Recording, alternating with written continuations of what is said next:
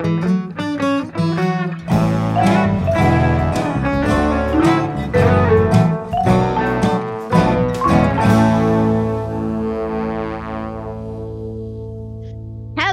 and welcome to another episode of Keep It Fictional from the Port Moody Public Library. I am Sadie and I'll be your host today. And I am joined today by my book friends, Corrine, Virginia, and we are welcoming back Liz for today's episode. Welcome back, Liz, and hello to all of our book friends today. Now, for today's episode, we are actually going to be giving a bit of a nod to one of our past book friends, our wonderful CanCon advocate, Fiona. And that is because coming up on November 8th, it is I Read Canadian Day. A little bit of background for anyone who is not familiar with or aware of what this day is. I Read Canadian Day is a national celebration of Canadian books for young people. Now, the goal of I Read Canadian Day is to elevate the genre of Canadian books for young people and to celebrate the breadth and diversity of these books. As I mentioned, this year's event is taking place on November 8th, and schools, libraries, daycares, families, everyone across Canada is invited to join in with reading, being read to, or listening to a Canadian book for at least 15 minutes that day. So, for today's episode, we are going to be bringing you 4 books by Canadian authors to provide you with maybe some suggestions or inspiration for your I Read Canadian Day reading or just for your reading throughout the year. Because as we always like to mention, you do not have to just read Canadian books on this one day. We encourage you to read Canadian year round. All right, so we are going to start off today with Virginia. Virginia, which Canadian book will you be talking about? All right. So, my book for today is Do You Remember Being Born by Shawn Michaels. You may know Shawn Michaels from his book Us Conductors, which is a Giller Prize winner, and this is their latest book. And I decided to pick this one up because I'm interested to see how this author deals with the very timely topic of generative AI, specifically in the area of writing and creating art. And during the times these days when we have authors who found books that are on sale online that are attributed to them when they have never wrote them before, or authors that are suing companies for using their work to train AI, I'm looking forward to a thought-provoking, hopefully, exploration of the topic. Maybe some opinions about, does it have to be a human to write a story? Can a machine do it? And just want to say for all those non-science fiction fans out there, this is not science fiction, even though I'm the person talking about it. So don't worry. It is a very human-centered contemporary fiction with our protagonist, Marian Farmer, who is based on real-life American poet Marianne Moore. And that's a little bit more connection to this real person that I'll tell you about later.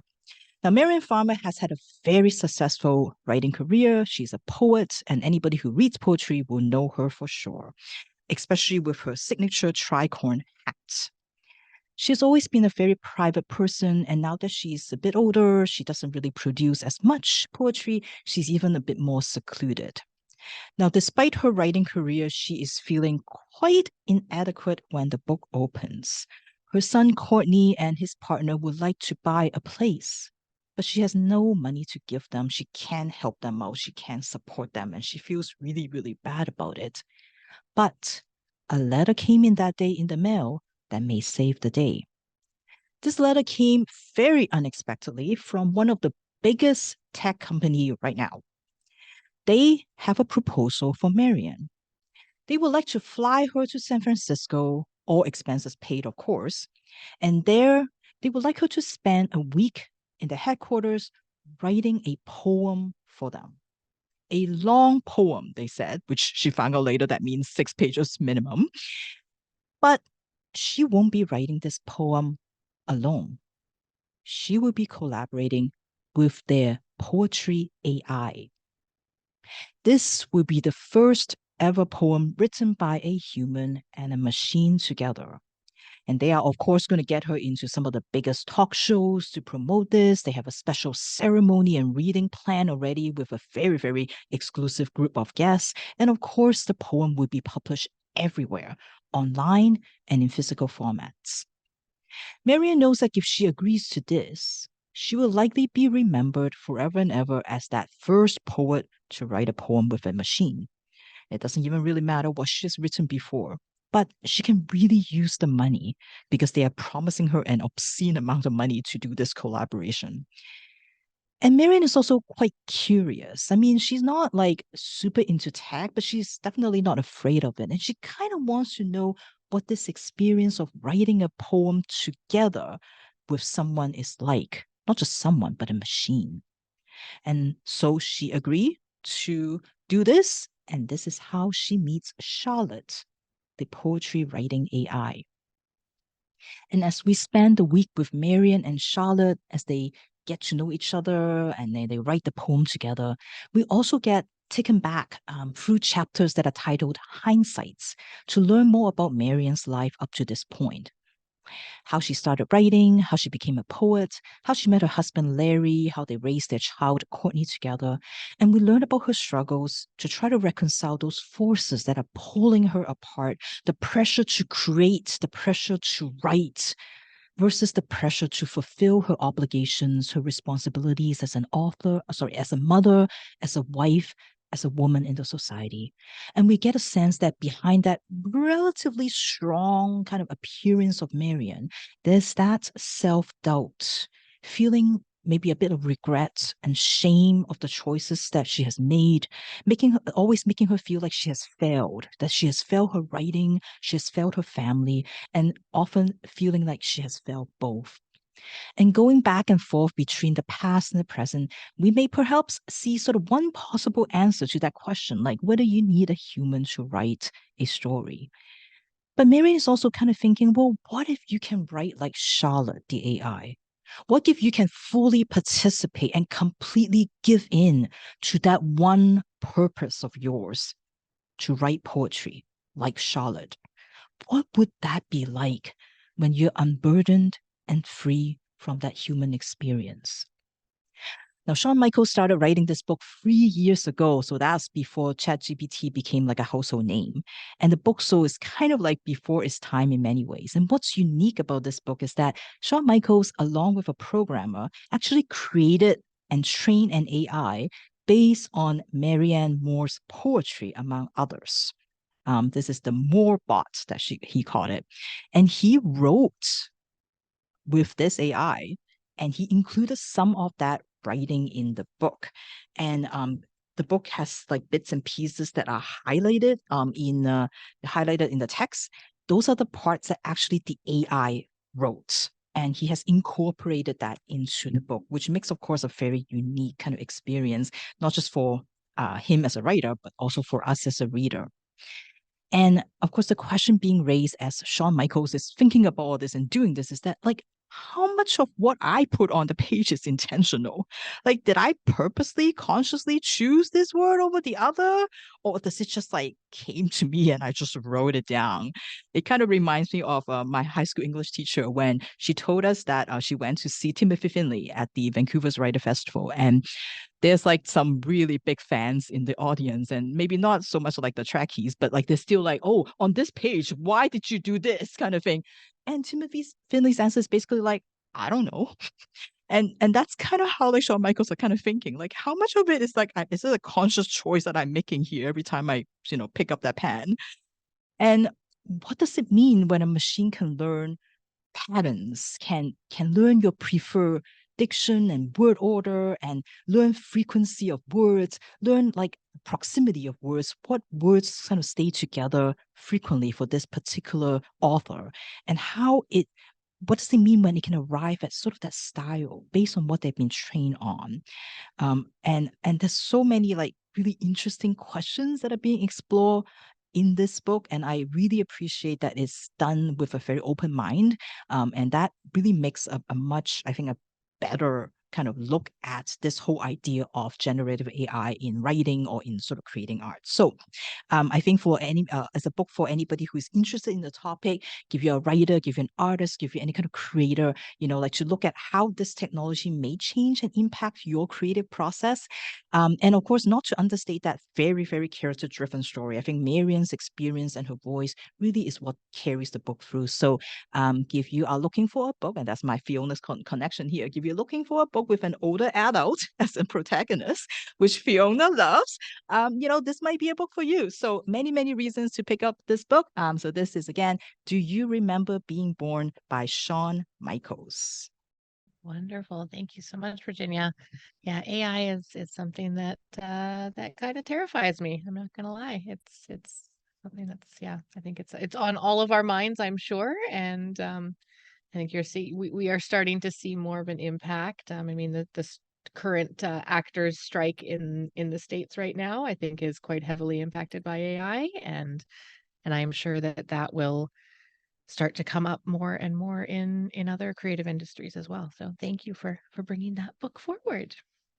All right. The next we are going to go to Liz. Liz, what book have you brought for us today?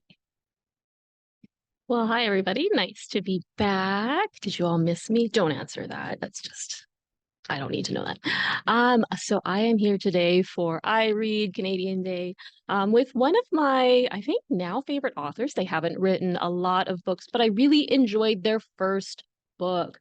Now, that author is Lindsay Wong, and the book that I'll be talking about today is Tell Me Pleasant Things About Immortality. And I just realized, hey, Fiona, if you're listening, mushrooms on the cover.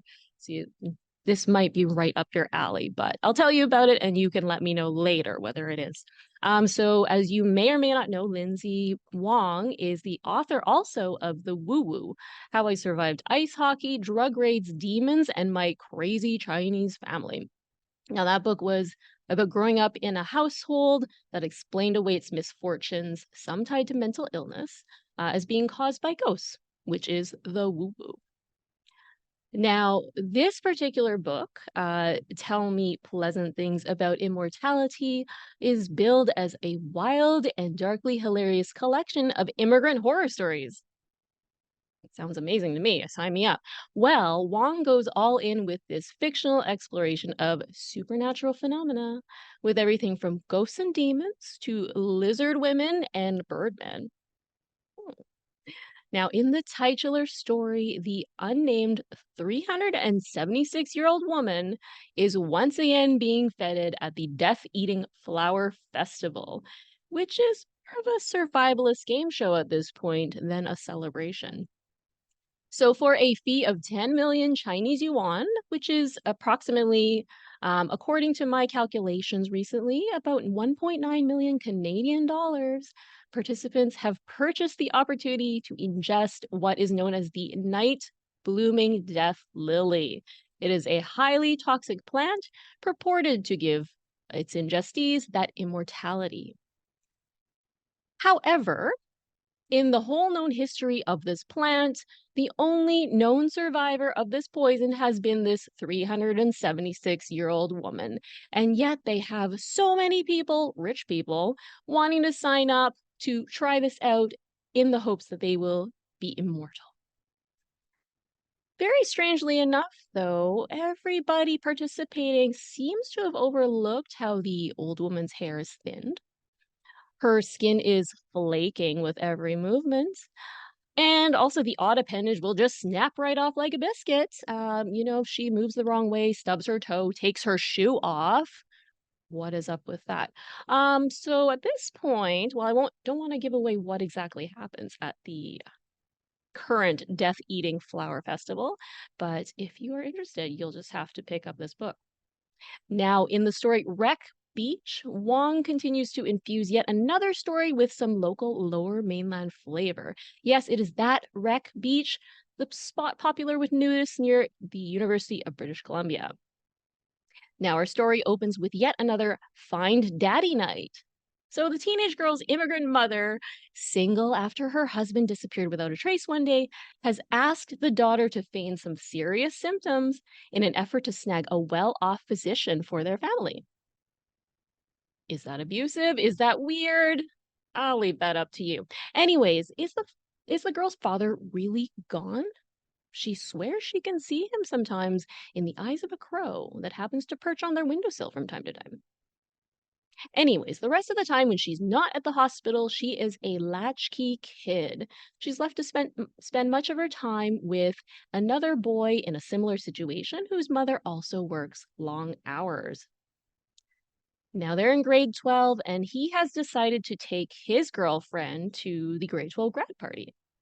Makes sense, right? However, our protagonist is dismayed by this. After spending so much time with him, she has a bit of a crush on him. Or maybe a bit more than a crush, as we will see. After the party, the group heads out to the infamous Wreck Beach, and some dark things happen.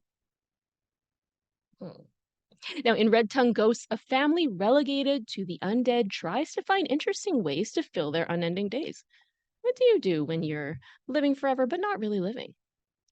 Fortunately, they are located near the Baekdu Mountain Hot Springs, aka the very hot Suicide Spring in the Chiangbai Mountains.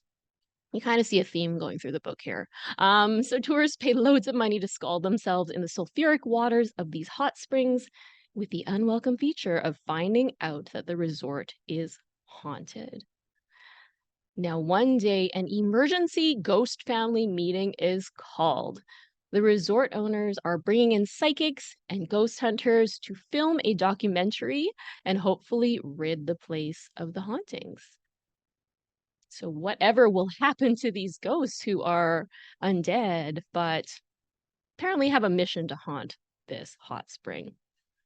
Anyway, these are just a few of the bizarre, charming, funny, darkly funny, horrific stories that you will find in this book. I thoroughly enjoyed this one. And was really, really, really surprised by how each of the stories that I read were just note perfect. Every single one, I couldn't find one in the bunch that I did not like. So again, that's Tell Me Pleasant Things About Immortality by Lindsay Wong. Wonderful. Thank you so much, Liz. I think that it's great to have that Fiona connection and also to bring it back with a very Liz book today. I feel like that is a very, very Liz book. So thank you for returning and for representing some wonderful CanCon stories today. All right. It is time for our existential question. I'm going to pose a truly horrible existential question to my book friends in the form of a would you rather question. So, listeners, I invite you to play along with us in this truly horrible would you rather question. And this is all about how you mark your spot in a book when you are reading. So, book friends, I ask you, would you rather always have to mark your spot by dog-earing the corner of your book, or by making a little mark with a pen on the page where you have left off?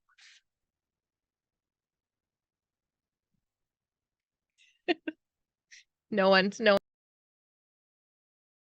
I was hoping you would forget about the with a pen part, and then I can just say like we'll just make a light pencil mark or whatever. But I think I would still pick a tiny little because I can do really tiny little dot, and I would just blend it in somehow with the letters or something so that like I won't see it. Because folding it, that's done. Like you can never unfold it. But the tiny little dot, if I just blend it in with the page number or something, I think I can make that work. Isn't the point to see it though, so you can mark your page and return to the page? Yeah, but I will see it because I will see it, Liz. You know that. You know that I will see that dot no matter what. Your eyesight is so keen, so keen. Yeah, I'm gonna have to disagree with Virginia to no one's surprise. I don't write in books ever. I have a collection of Daiso stationery that I can put my little post-it notes if there's something important, which is, I feel like, the best way. I'm always at least 5 feet within the proximity of a Post-it note in my entire life.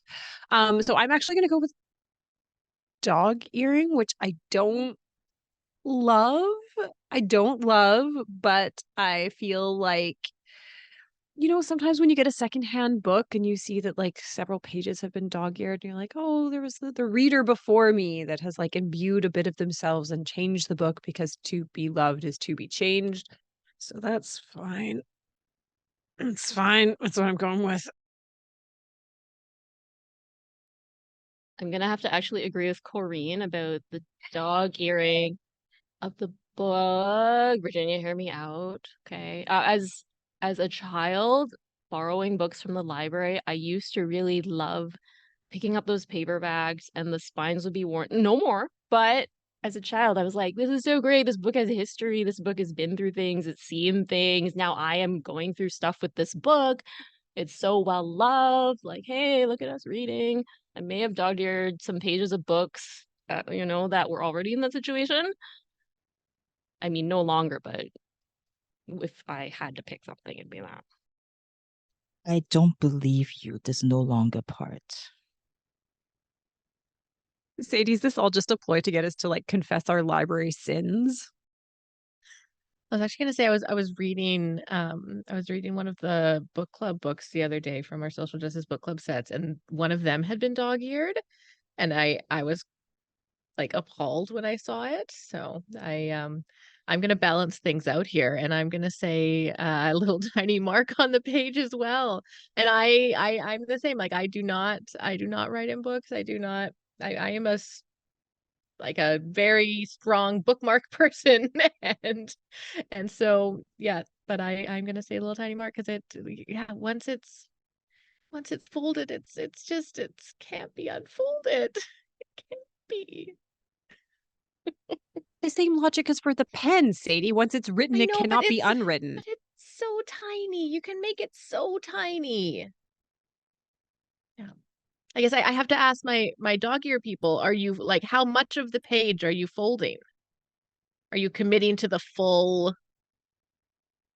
Not origamiing it, Sadie. Like Well, no, but like just like the tiny corner, or like that much. there is the perfect dog earring. Like there's Okay. you just do like, oh yeah. Observe this.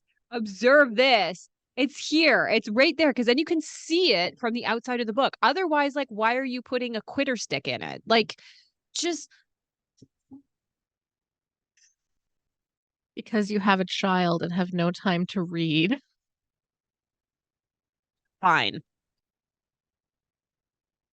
All right. Well, before things get too heated, and we are going to move on. So I am going to talk about my book for today's episode. And the book that I'm going to talk about, I was actually drawn to because of its location. And I'll explain a little bit more about that after I tell you about the book itself. So the book I'm going to be talking about is called Poison Town. And it's by Elyssa Campbell, and it is her debut novel. It is a YA book, and it's quite a short book. It's only about 106 pages long, just over 100 pages. So if you are looking for a quick read, this would definitely be a good one. And this book follows 14-year-old Addie Woods. Now, Addie is in the principal's office again. However, it's only the second time since she'd moved to this town last year, so really it's not so bad, especially compared to her brother Jamie, whose name in the records are accompanied by numerous red X's for tardiness, missed homework assignments, and other unexplained absences. So really, Addie is actually doing pretty good. Now, Addie and her family had left Vancouver just over a year ago for her father's work, and they settled into this small town in the interior of BC. Nestled in the mountains and along a river, the town at first seemed like a paradise. It was beautiful, and it was really an idyllic escape from the fast-paced big city. And honestly, since she'd been here, Addie had been granted so much freedom that she almost wasn't sure how to handle it. However, there was one thing that made sure this town was not, in fact, a paradise, and that was the lead and zinc smelter. The smelter had sat up on the hill above the town and had been a constant there since the early 1900s. the smelter, which was the reason that her family had moved in the first place. Addie knew that her mother hadn't really wanted to move, but the job was too good for her dad to pass up. And he assured Addie's mom that the smelter had done a lot in the last 20 years to clean up its operations and lessen the effect on the town and its inhabitants. So they moved. And now Addie is back in Principal Socks's office, having to explain that she hadn't filled Priya's locker with insects.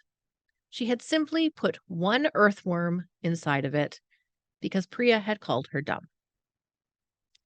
Now, Addie's life is made even more challenging by the fact that Priya's dad is her dad's boss. And even more challenging when her and Priya are paired together for a science project.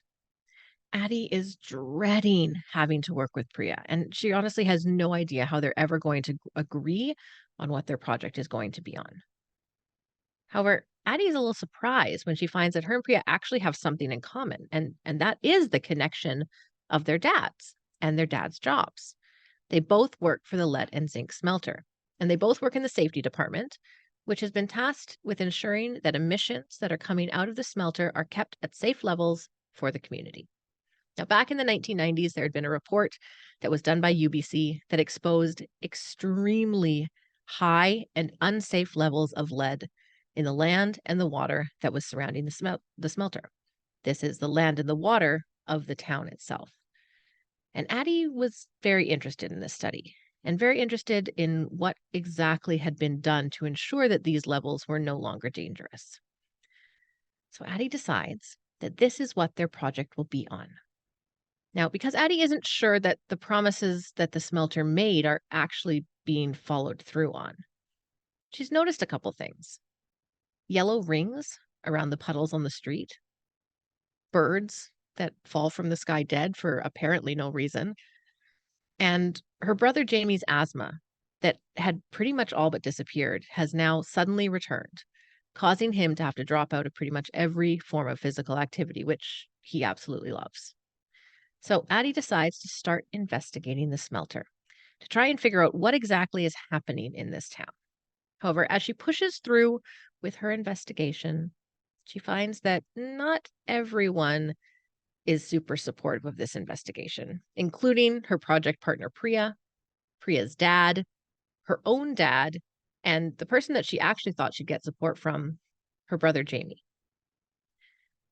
So I was drawn to this book because I grew up very close to a smelter town.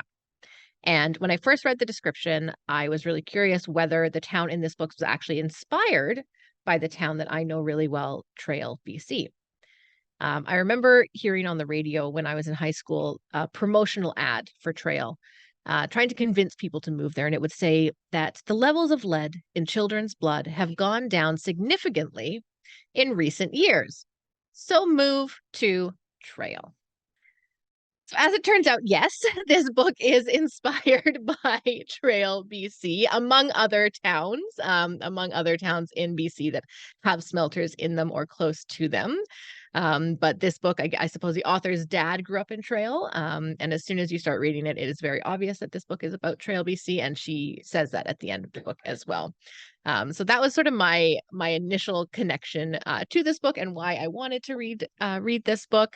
It is, as I said, it's a very quick read. It doesn't go super in depth into sort of the mystery aspect of it. It does have a little bit of a mystery, a little bit of an investigation.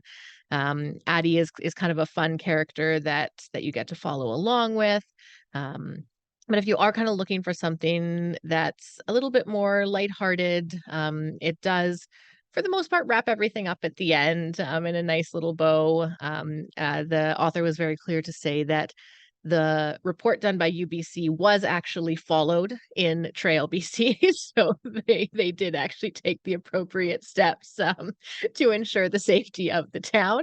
But it was for me, it was a very interesting book to read, just being so familiar with the town and being so familiar with kind of what that history had been. The smelter there has been quite a controversial topic for many, many years, as it provides a lot of jobs for a lot of people, but the danger of it is also very high. So if you are looking for something that's a very quick and easy read, that is a YA book, has a fun kind of character to follow and a bit of an investigation. If you're interested in smelters and what impacts they have on the environment, it has a very strong kind of environmental focus to this book. Addie kind of takes on the role of environmental advocate in this book. So if that's interesting to you as well, then I would recommend Poison Town by Elyssa Campbell. All right. For our final book today, we will be going over to Corrine. Corrine, did you pick a Fiona-focused book today or some other sort of CanCon? I feel like Fiona actually would appreciate this book if they haven't already read it, because it does concern like sadness and old ladies and like memory. And then I don't think there are any mushrooms in it, but there is like art. So I feel like Fiona would appreciate it if they haven't already read it. This book kind of reminds me of something from my childhood where my family, our parents enrolled us all in swim club. And, you know, obviously as a born athlete, I loved it so much. And part of being part of the swim club was that you had to drive through endless stretches of wilderness from one small town to another small town every weekend for swim meets. And I distinctly remember one of these very long, very early drives, and in between towns, there's not a lot there. There's farmland, and then as the Arrogant Worm song goes, there are rocks and trees and trees and rocks and rocks and trees and rocks and rocks and trees and trees and water. And then all of a sudden, in between this like long stretch of forest, there was a clearing, and I got a glimpse of, in the middle of this forest, in the middle of nothing, with nothing around it, this beautiful silver onion domed church. Beautifully, meticulously built out of wood and stone, and that beautiful kind of rounded top with the Orthodox cross on top in the middle of nothingness. And it almost seemed like a glimpse into another world. And when I saw it, I started to think, like, who built this and why here? Why here of all places in northern Alberta would you build something so beautiful and so remote? And that idea of the church in the wilderness is the impetus of the story of a CanLit classic, The Stone Carvers by Jane Urquhart, which again, I do think that Fiona would appreciate.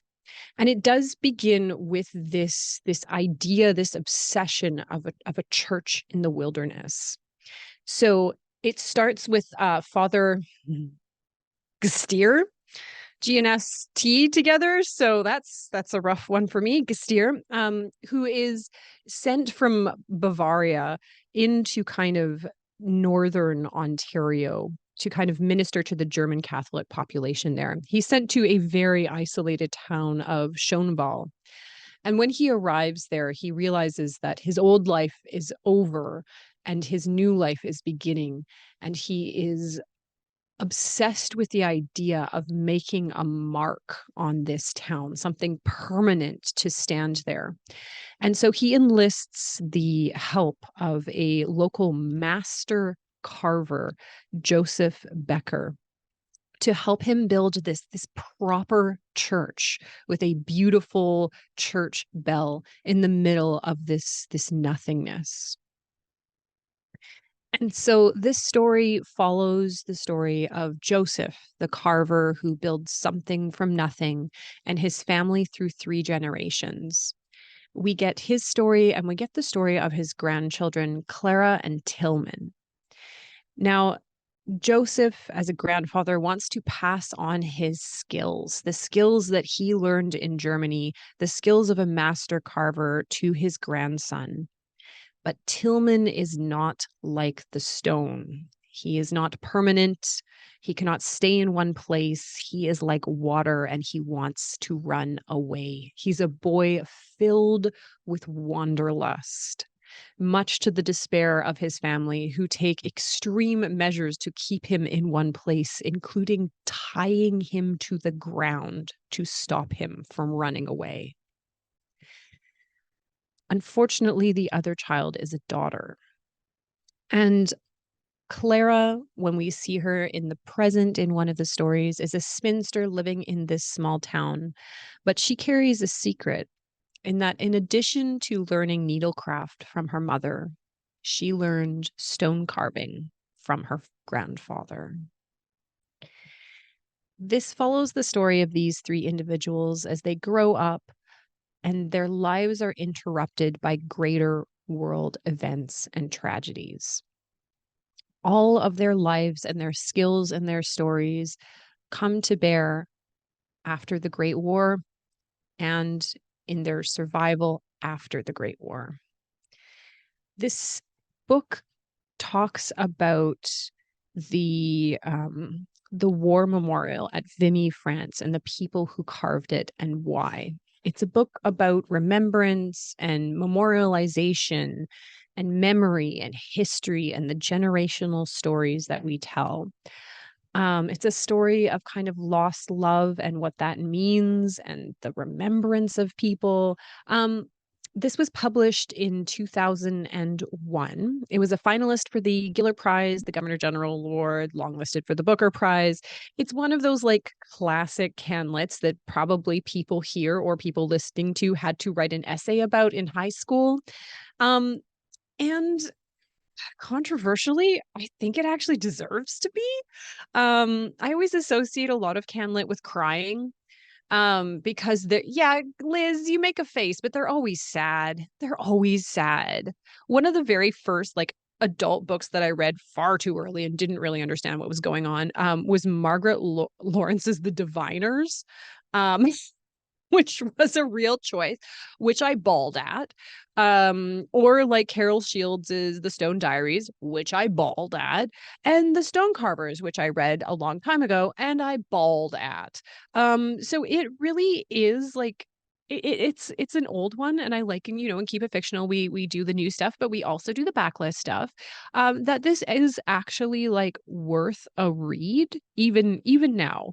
I think that sometimes you have to go back to the classics to see if they still deserve to be there, and this is one that does, arguably. And I think I have argued right here that it does. So if you are wanting to celebrate, what is it? Keep It Canadian, CanCon, Canadiana. I read Canadian for 15 minutes a day. If you are looking to get your 15-minute fix, or perhaps longer, or shorter, I guess, you can definitely pick up one of these lovely classics with that like very distinctive spine that all of these books published by McClellan and Stewart had for these kind of like Canadian classics. Every time I see this spine, I'm just like immediately thrown back into exactly what kind of book I'm going to read. And so I would heartily recommend maybe like taking a look back at kind of like the great writers and picking up a classic. Wonderful. Thank you, Corinne. I have not read The Stone Carvers, but it weirdly sounds very similar, or not in all parts of it, but to Pillars of the Earth. Just the idea of significantly shorter, and it probably would not be a 41-hour audiobook.